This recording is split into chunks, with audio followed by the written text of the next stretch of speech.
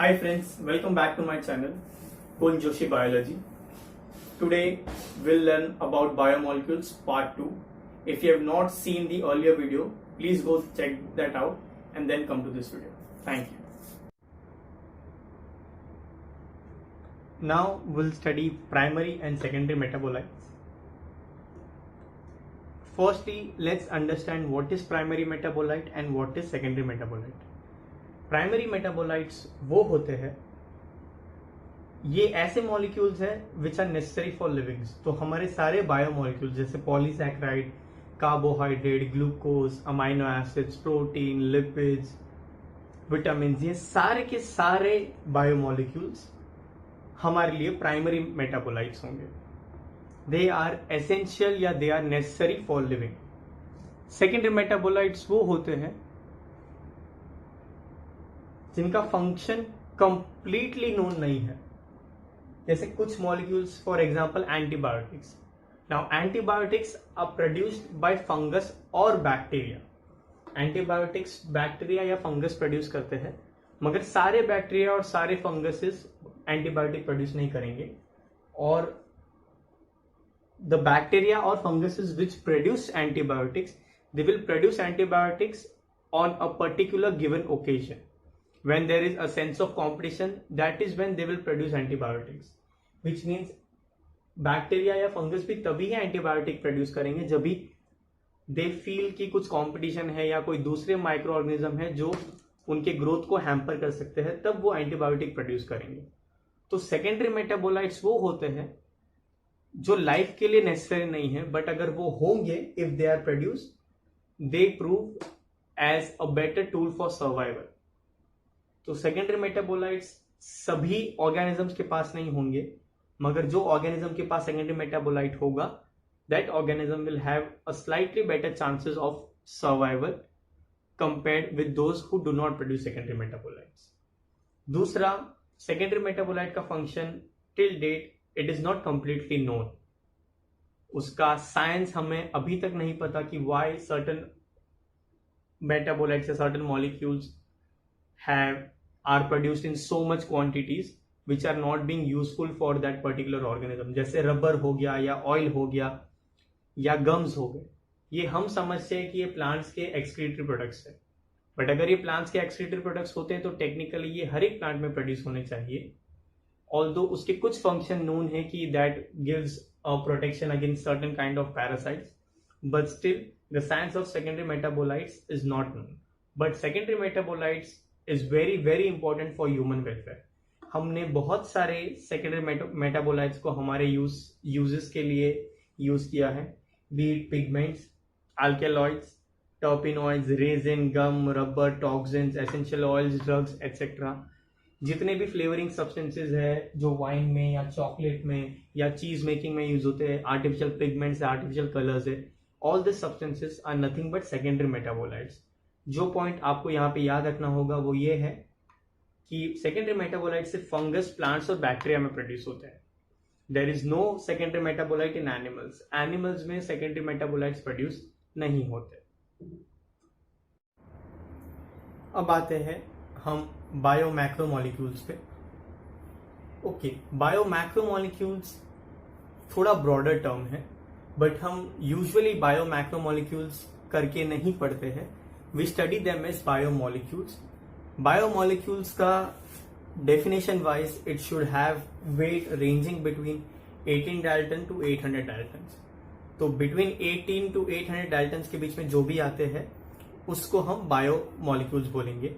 But हमारे जो biomolecules जो हम इस चैप्टर में कवर करने वाले हैं, पॉलीसैकेराइड, फैट्स, न्यूक्लिक एसिड्स और प्रोटीन्स, ये सारे 800 के अबव है, तो वो ideally bio macro molecules. They have molecular weight which is more than thousands, sometimes even up to 10,000 dalton. But still हम बायो मैक्रो मॉलिक्यूल टर्म नहीं यूज करते हैं, we still use the term biomolecules. Acid insoluble part में, जैसे हमने पहले भी पढ़ा है, एसिड इनसोल्यूबल पार्ट में आता है प्रोटीन्स, न्यूक्लिक एसिड, पॉलीसैकेराइड्स और लिपिड्स. और जो एसिड सोल्यूबल पार्ट है उसमें आएगा साइटोप्लाज्मिक कंपोजिशन या साइटोप्लाज्मिक कंटेंट्स. तो जो भी सेल में पॉलीसैकेराइड, प्रोटीन, न्यूक्लिक एसिड वाला पार्ट होगा वो रेटेंटेट में आएगा या वो फिल्टर आउट नहीं होगा, वो एसिड इनसोल्यूबल पार्ट होगा, और जो एसिड सोल्यूबल पार्ट है उसमें आएगा साइटोप्लाज्मिक कंपोजिशन। ओके, इसमें एक एक्सेप्शन है जो आप सबको याद रखना है। एक्सेप्ट लिपिड्स, सभी बायोमैक्रोमोलिक्यूल्स के, that is nucleic acids, polysaccharides and proteins, ये सबके मॉलिक्यूलर वेट हाई होते हैं। लिपिड्स का molecular weight is about 800 dalton. Lipids का molecular weight is about 800 daltons. उसका वेट 800 डाल्टन्स के आसपास होता है। Still it does not come in the acid soluble part because it is a part of membrane system.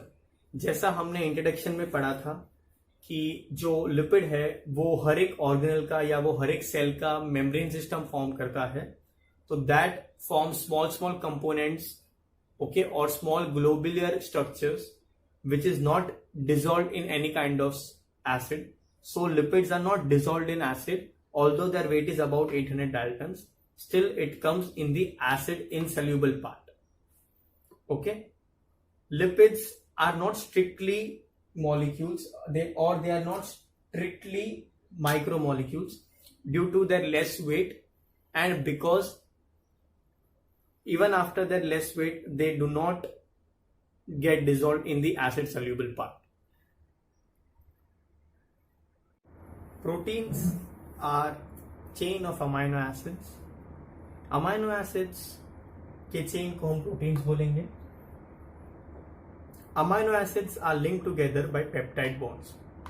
Now what is peptide bond? Peptide bond is basically when two amino acids join, the carboxyl group of one amino acid and the amino group of the other amino acid, they combine together, and when they combine they form a bond, they lose a water molecule. This type of bond is called a peptide bond.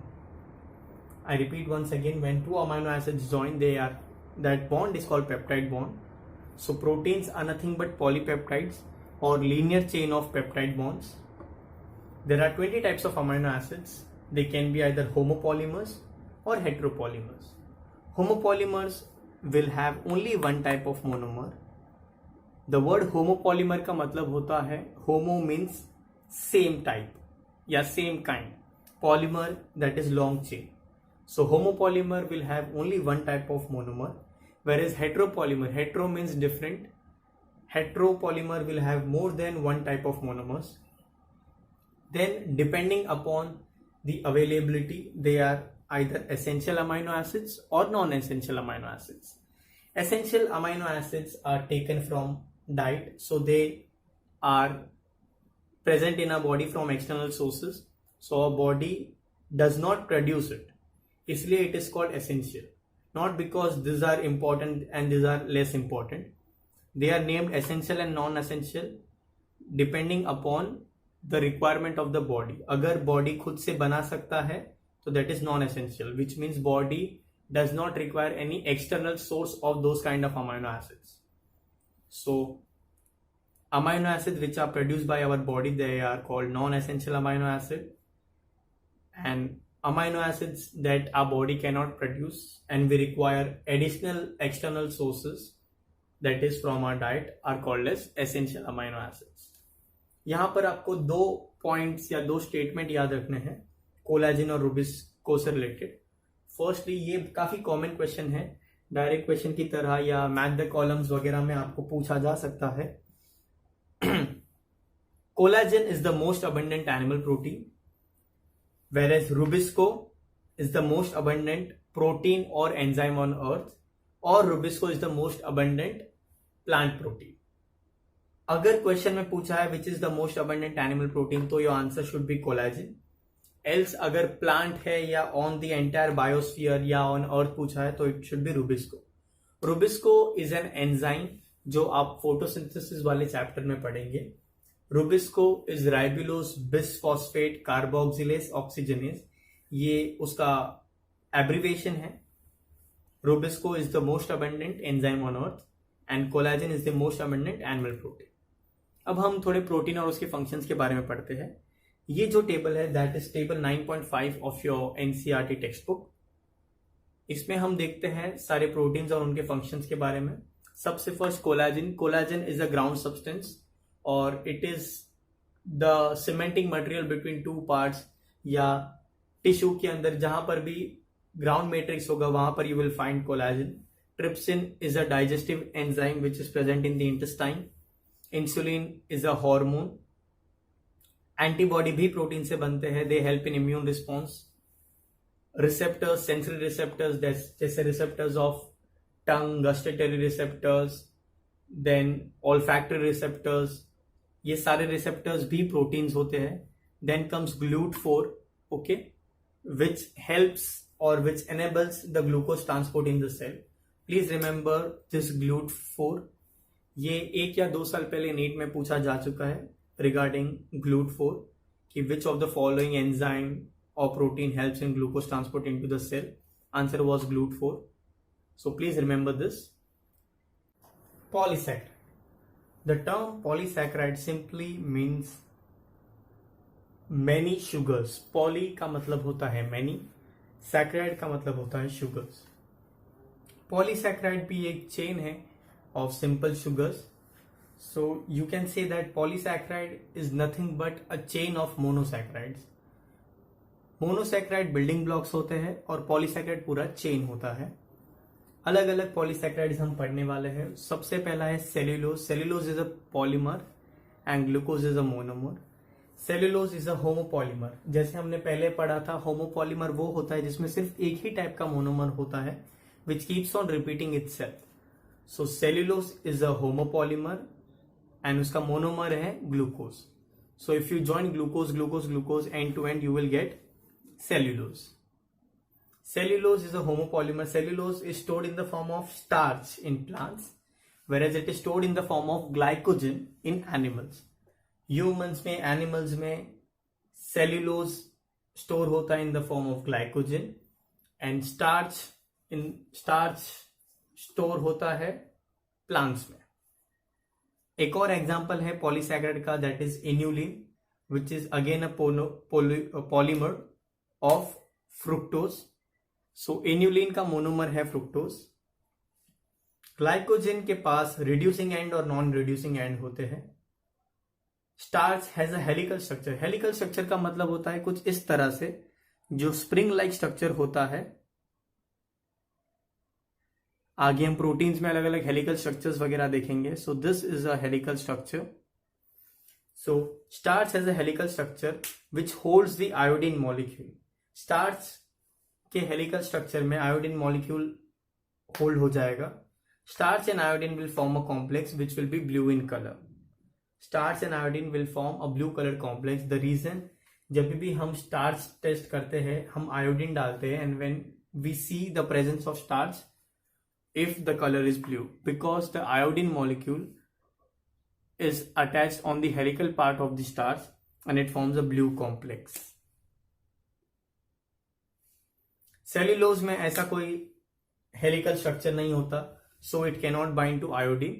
Thus, you won't find any blue color if there is a presence of cellulose. But starch, which is a stored form of cellulose in plants, that has a helical structure. This helical structure can take away iodine molecule and form a blue color complex. All the plant cell wall and cotton are nothing but cellulose. जो भी plant का cell wall है, that is made up of cellulose. All the cotton material that we find are cellulose. There are also different kinds of amino sugar.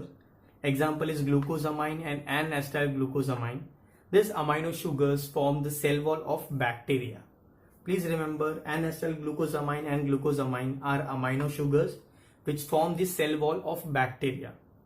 उसके अलावा chitin, CHITIN.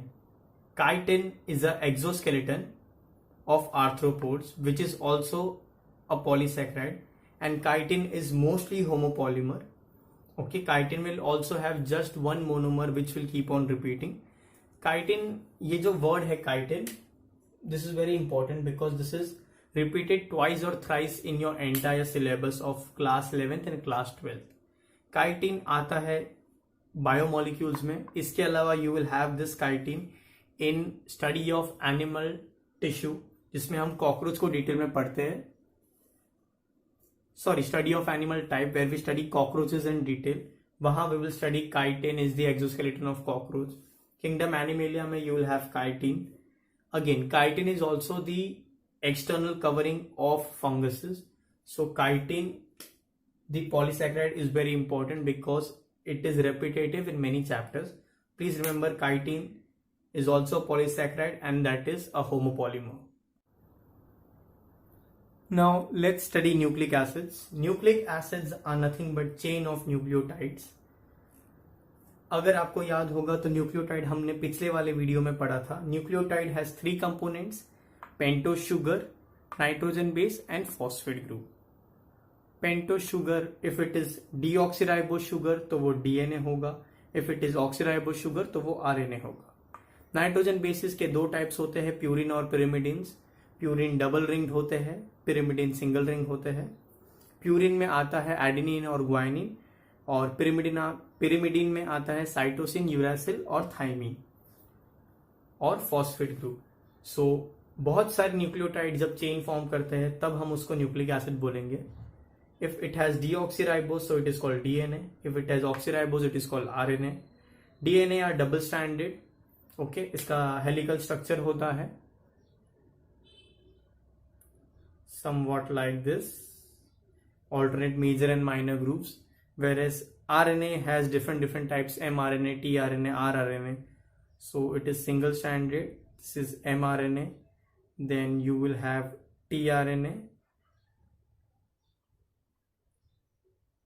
which is a clover leaf kind of a model. So there are different types of RNA. They are all single stranded. DNA will have A, C, G, T. DNA will have T, whereas RNA में T is replaced by U. So this is the information about nucleic acids. Nucleic acids के बारे में और DNA, RNA के structures के बारे में you will study in detail in grade 12 when you study about gene and its regulation. Protein structure or structure of proteins is nothing but a string of amino acids. Okay, structure of proteins बहुत detail में नहीं है हमें, वरना अगर हम structure of proteins को अगर डिटेल पढ़े तो there is entire subject for it where you study protein structures in detail in proteomics. Here right now हम सिर्फ अलग अलग टाइप ऑफ स्ट्रक्चर्स पढ़ेंगे, primary, secondary, tertiary and quaternary. Proteins are basically strings of amino acids. Okay, primary structure linear होता है या just एक singular line जैसा स्ट्रक्चर होगा. Okay, it is just a linear structure. तो इमेजिन करो this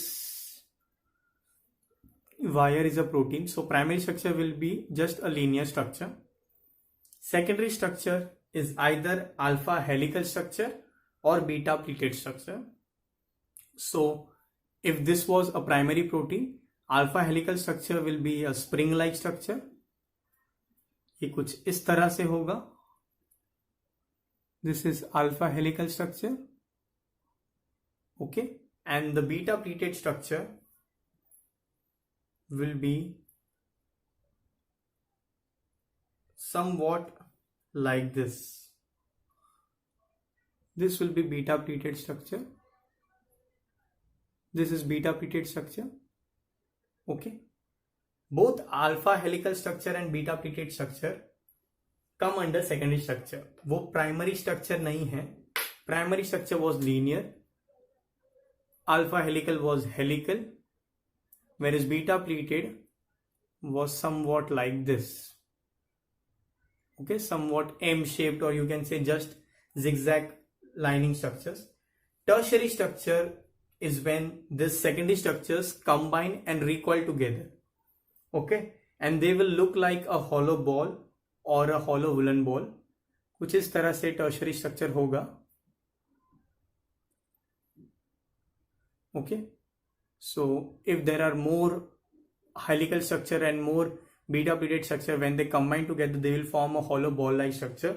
This structure will be called a tertiary structure. And quaternary structure is nothing but when there are more than one polypeptides which come together and combine.